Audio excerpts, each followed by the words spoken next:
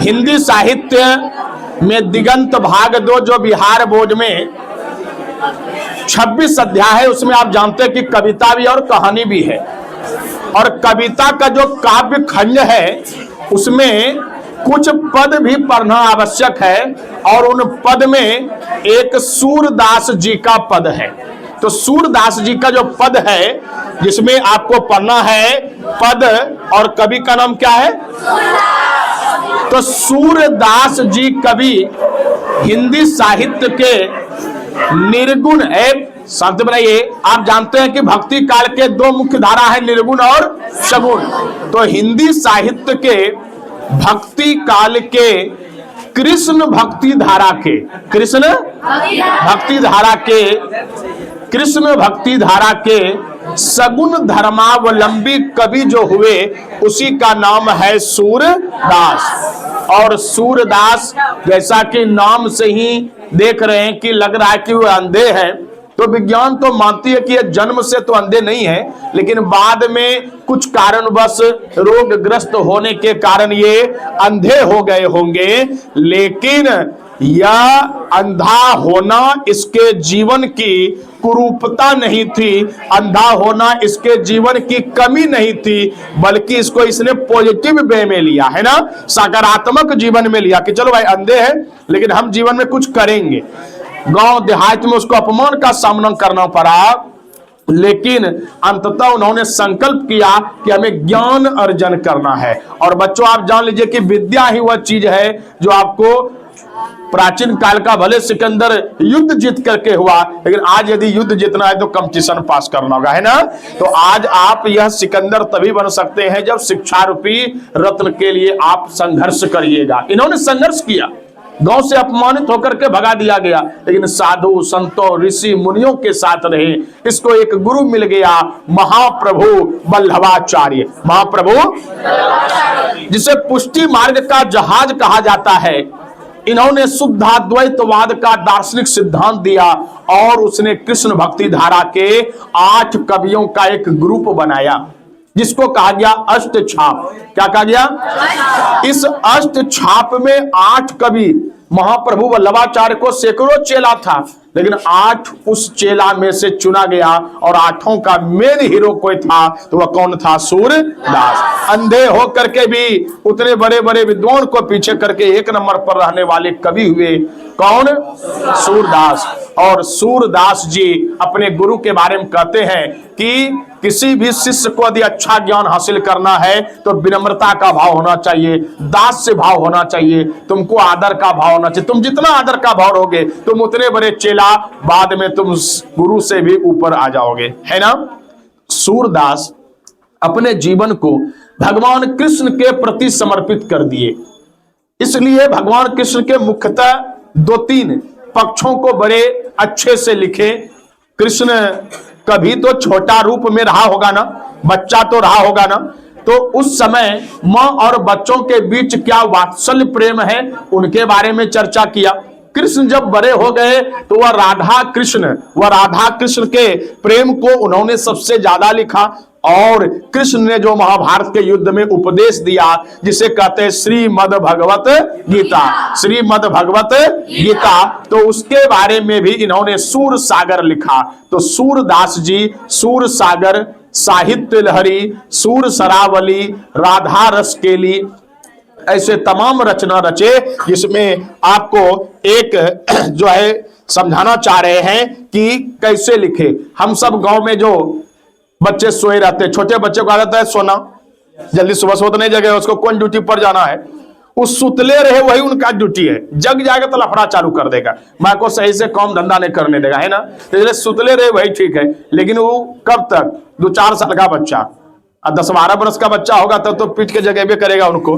तो अभी माँ हम सबको जगा दे, जगो रे जल्दी चलो स्कूल जाओ या नहाओ धोए वगैरह, लेकिन बच्चा चदरा टार के सो गया तो 1-2 बार बर्दाश्त करेगा तुम्हारा नौटंकी, तीसरा बार जो है लतियाना चालू, गरियाना चालू करेगा ना। लेकिन भैया यहाँ कृष्ण है, द्वारकाधीश है, ब्रज के राजा है, राजा का बेटा है, अगला राजा बनने वाला है, और ये सोए हैं। तो ऐसे लतिया के मार करके नहीं, तो एक माँ मैया यशोदा अपने बेटे कृष्ण को कभी तो छोटा रूप होगा तो जगाया होगा। तो भगवान कृष्ण छोटे रूप में क्या वात्सल्य प्रेम का भाव उन्होंने देखा होगा, उसका एक उदाहरण दे रहे हैं, आप समझिएगा। कवि कह रहे हैं सूरदास जी, जबकि सूरदास जी कृष्ण को देखे नहीं है, लेकिन ऐसा वर्णन कर दिया, इसलिए आपको बताते कि उसको बाल मनोवैज्ञानिक कवि कहते हैं। तो एक मिनट समझ लेंगे तब लिखाना चालू करेंगे।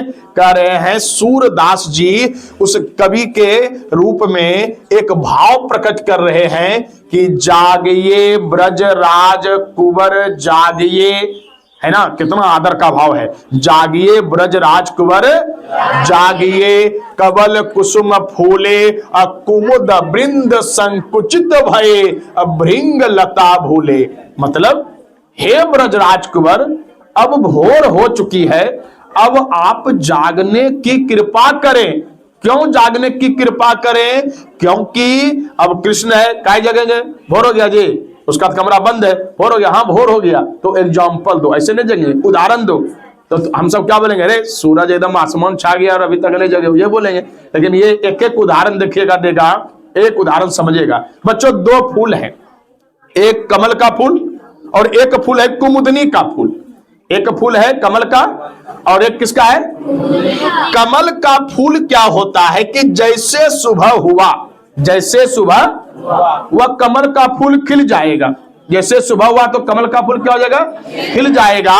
और कुमुदनी का फूल क्या होगा कि संकुचित हो जाएगा। कुमुदनी का फूल क्या हो जाएगा? संकुचित हो जाएगा। मतलब कुमुदनी का जो फूल है उसकी पंखुड़ियां क्या होंगी? सिमट जाएंगी। तो कुमुदनी का फूल यदि सिमट गया तो वह भी दिन होने का भाव हुआ, और कमल का फूल यदि खिल गया तो वह भी किसका भाव हुआ? दिन होने का हुआ। तो ध्यान से समझिएगा। हे ब्रजराज कुंवर, मैया यशोदा अपने पुत्र कृष्ण को सुबह होने पर जगा रही है और कहती है कि हे ब्रज के राजकुमार, हे ब्रज के राजकुमार, अब जाग जाओ। क्यों मैया, क्यों जगे हम? क्योंकि कमल पुष्प खिल गए हैं और कुमुदनी के फूल बंद हो गए हैं। कुमुदनी के फूल क्या हो गए हैं? बंद हो गए हैं। क्योंकि कुमुदनी का संबंध चंद्रमा से है। किससे है? और कमल का संबंध किससे है?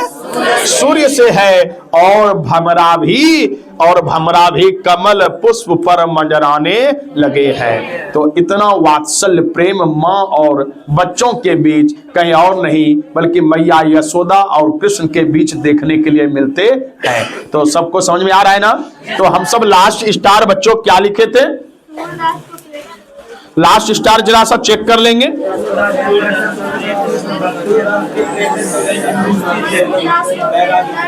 हाँ, वैराग्य। सूरदास को वैराग्य में भी अभी रुचि थी, है ना? अब यहां से हम सब आगे बढ़े ना। तो वैराग्य में भी अभी रुचि थी। अब लिखिएगा अगला स्टार सूरदास के, गप नहीं लिखेंगे, अगला स्टार तेजी से। सूरदास के गुरु का नाम, सूरदास के गुरु का नाम, सूरदास के गुरु का नाम महाप्रभु। सूरदास के गुरु का नाम महाप्रभु, महाप्रभु वल्लभाचार्य।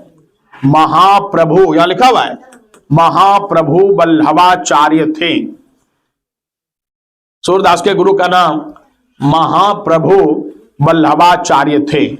महाप्रभु वल्लभाचार्य थे। अगला चल के वल्लभाचार्य, अगला शा लिखना है वल्लभाचार्य, वल्लभाचार्य शुद्धाद्वैतवाद, शुद्धाद्वैतवाद वल्लभाचार्य शुद्धाद्वैतवाद, शुद्धाद्वैतवाद दार्शनिक सिद्धांत, दार्शनिक सिद्धांत के समर्थक थे। शुद्धाद्वैतवाद दार्शनिक सिद्धांत के समर्थक थे। दार्शनिक सिद्धांत के समर्थक थे। तो बच्चों बहुत सारे फिलोसफी है, शुद्धाद्वैतवाद, अद्वैतवाद। तो आप जब बड़े होइएगा तब जानिएगा, जीवन में मोक्ष प्राप्त करने के लिए कई रास्ते हैं, उसका अलग अलग दर्शन है, और उसी का एक नाम है शुद्धाद्वैतवाद। लेकिन शब्द एक आएगा आपको परीक्षा में, शब्द है बच्चों पुष्टि मार्ग। क्या नाम होगा? पुष्टि मार्ग का जहाज किसे कहा जाता है? तो महाप्रभु वल्लभाचार्य को। लिखे स्टार, महाप्रभु वल्लभाचार्य को, महाप्रभु वल्लभाचार्य को, महाप्रभु वल्लभाचार्य को, महाप्रभु वल्लभाचार्य को पुष्टि मार्ग का जहाज कहा जाता है। महाप्रभु वल्लभाचार्य को पुष्टि मार्ग का जहाज कहा जाता है। पुष्टि मार्ग का जहाज कहा जाता है। पुष्टि मार्ग का जहाज कहा जाता है। अगला स्थल के वल्लभाचार्य ने, वल्लभाचार्य ने, वल्लभाचार्य ने पुष्टि मार्ग की भक्ति में, वल्लभाचार्य ने पुष्टि मार्ग की भक्ति में, वल्लभाचार्य ने पुष्टि मार्ग की भक्ति में 8 कवियों, पुष्टि मार्ग की भक्ति में 8 कवियों का एक समूह बनाया। 8 कवियों का एक समूह बनाया, जिसे अष्टछाप कहते हैं। जिसे अष्टछाप कहते हैं। जिसे अष्टछाप कहते हैं। जिसे अष्टछाप कहते हैं। 8 कवियों का समूह बनाया जिसे अष्टछाप कहते हैं। और जैसा कि बता कि सैकड़ों चेला था उनका, लेकिन 8 उनका धुरंधर चेला था जिसको कहा गया अष्टछाप। और आप सब जितने बच्चे हैं 2026 में परीक्षा देने वाले, याद रखिए ये फरवरी का महीना बीत रहा है, अप्रैल के मध्य में एक परीक्षा 3 महीने के बाद ऑर्गेनाइज होगा। और इस परीक्षा में एक नंबरा में पास करने वाले, क्या कि देखते हैं एक नंबरा का एग्जाम लेते हैं तो 25 तो पास करता है और सब फेल हो जाता है, घर जाता है। तो एक नंबरों में पास होगा उसका नाम लिखेंगे। हिस्ट्री में पास हुआ, पॉलिटिकल में पास हुआ, हिंदी में पास हुआ, 3-4 विषय में जो पास कर गया उसी का लिखित परीक्षा होगा। और उसमें जो पास कर जाएंगे तब उसको 2026 का चेहरा माना जाएगा कि यही योग्य चेहरा है, यही जो है टैलेंटेड चेहरा है, जो कि बहुत अच्छा बिहार में करेगा, जिला में करेगा, अपने कॉलेज में करेगा, है ना।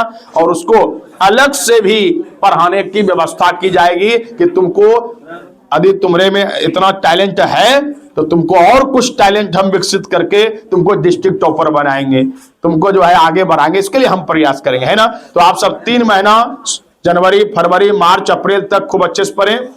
अप्रैल के लास्ट में एक जो है त्रैमासिक परीक्षा होने वाला, 1 नंबरा, लघुत्तरीय, दीर्घोत्तरीय, क्लियर। और इसमें जो अच्छा करेंगे उसका लिस्ट, नाम, उसका बैनर अभेश छाप देंगे कि ये प्रमुख चेहरा टॉपर, और तुम्हारे कंधा पर आ जाएगा कोचिंग का इज्जत प्रतिष्ठा को आगे ले जाने का, है ना। कि एकदम तुमको तो पढ़ने होगा, समझ रहे बात को ना। जैसे कोई देखना पत्थर को इधर से उधर करना है, 2-4 को जुटेगा, हाँ खेलो खेलो, जुटेगा, थोड़ा सा हाथ टच कर दिया है। लेकिन जो मेन आदमी है जिसको एकदम पत्थर हटवाने हैं वो एकदम पूरे बेचारा दम लगाया हुआ है। तो कहने का मतलब वही बात है, सब बहुत सपोर्टर होता है। जैसे देखना कि कुछ हो जाए ताली खाली मारने के फेर में रहेगा, वही नहीं सोच रहा कि हमारे दोस्त यार वहां पर देखो अव्वल कर दिया और हम नहीं कर पाए, तो पश्चाताप नहीं है, ताली बजाना है। तो इसलिए कहने का मतलब ये है कि ऐसा हमको चाहिए चेहरा, लड़का लड़की चाहे जिस गांव कस्बे का है हमको चाहिए, तब हम चुनेंगे। उसमें अष्टछाप नहीं, 50 8 गुने, इधर 50 चुनेंगे, 50 बच्चों को चुनना है, क्लियर। और 50 बच्चों को अलग से भी पढ़ाएंगे संजय कि मानचित्र बनाओ, देखो तुम बिहार में कैसे टॉपर नहीं करते हो। तो इसलिए पहले तुम्हारे अंदर में टैलेंट रहेगा तब ना। अब हम यहाँ अष्टछाप जो है हिंदी लिखने नहीं जान रहा है तो गधा को घोड़ा के साथ दौड़ा के फायदा क्या है। तो हम गधा को अलग से पढ़ाएंगे, उसके बारे में बताएंगे। लेकिन कहने का मतलब है कि भैया उसको बिहार टॉपर के लिए हम नहीं लड़ा सकते, 0 से नहीं है ना आगे लेके जा पाएंगे। तो इसलिए आप काम करेंगे तो इसलिए अष्टछाप 8 कवियों का समूह था और इसी में एक सबसे बेस्ट कवि कौन हो गए? सूरदास। और सूरदास कवि के रूप में बहुत रचना रचा, ज्यादा नहीं, 4। सूर सागर, साहित्य लहरी, सुर सरावली, राधा रस केली। तो लिखिए अगला स्टार, सूरदास कवि के रूप में। अगला स्टार, सूरदास कवि के रूप में, सूरदास कवि के रूप में, सूरदास कवि के रूप में। सूर सागर, सूरदास कवि के रूप में, सूर सागर, सूर सागर, कौमा साहित्य लहरी, साहित्य लहरी, साहित्य लहरी, कौमा राधा रस केली, राधा रस केली, और सूर सरावली हैं। राधा रस केली और सूर सरावली हैं, सूर सरावली हैं। क्लियर? सूर सरावली हैं। ये 3-4 इसका महत्वपूर्ण किताब है। लेकिन आप जानते हैं कि बहुत सारा रील लोग बनाता है, लेकिन एक तो वायरल हो जाता है। वायरल हो गया तो नामी गिरामी हो गया चेहरा। अब एक स्टूडेंट जो है बिहार का, BA पार्ट 1 में पढ़ने वाली लड़की, कॉलेज में डांस कर ली। अब बताओ कि जब डांस कर ली, वायरल तो हो गई, लेकिन जैसे वायरल हो गया तो प्रिंसिपल को आया कि आपके स्कूल में नचनियागिरी हो रहा है, आप क्या पढ़ाते हैं? बोला उसको भी नहीं पता। बोला कि नहीं, हम तो नहीं जानते किधर नाच गया बच्चा, इतना बड़ा यूनिवर्सिटी में किधर नाच गया, क्या जानता है कॉलेज में। देखिए फोटो देखिए, वीडियो देखिए, ये आपके कॉलेज का ड्रेस है। बोला हाँ। बोला क्या कहना चाहते हैं? बोला एकदम बेंच करेंगे इसको।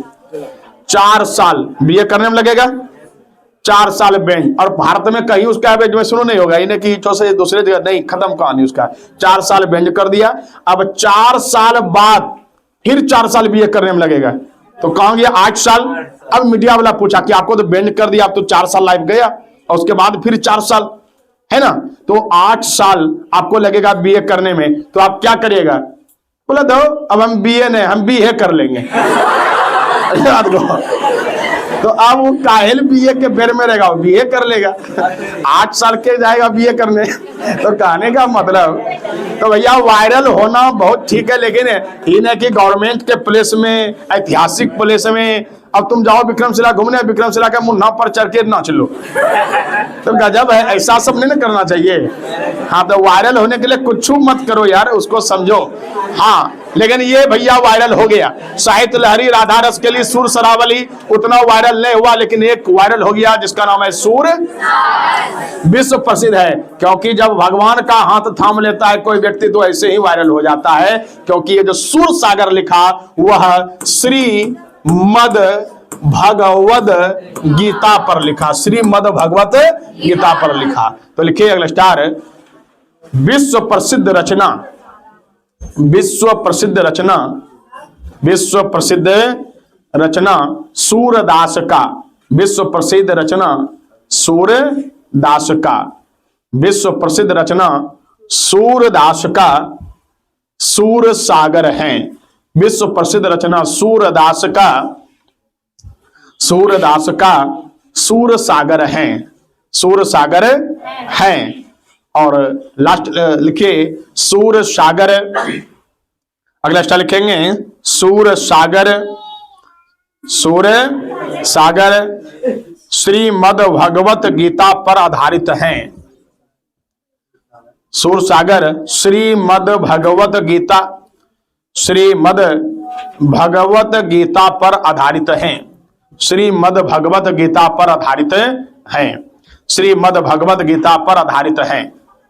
क्लियर? श्रीमद भगवत गीता पर आधारित है। अल्लाह लिखे सूरदास की मृत्यु, सूरदास की मृत्यु 1583 ईस्वी में, सूरदास की मृत्यु 1583 ईस्वी में हो गई। सूरदास की मृत्यु 1583 ईस्वी में हो गई। क्या आपको दिक्कत? तो सूरदास का इंट्रोडक्शन दिए कि 1478 में जन्म लेने वाला शतक पार कर गया ना, तो तुम सबको भी शतक पार करना है। लेकिन ऐसा वैक्सीन डाल दिया है ना भारत सरकार बॉडी में कोरोना के नाम पर कि शतक पार नहीं हो पाएगा। लोग 70-80 में ही बहुत हो गया। हाँ ठीक है, चलो रहने दो, हिस्ट्री निकालो, ब्रेक मारो।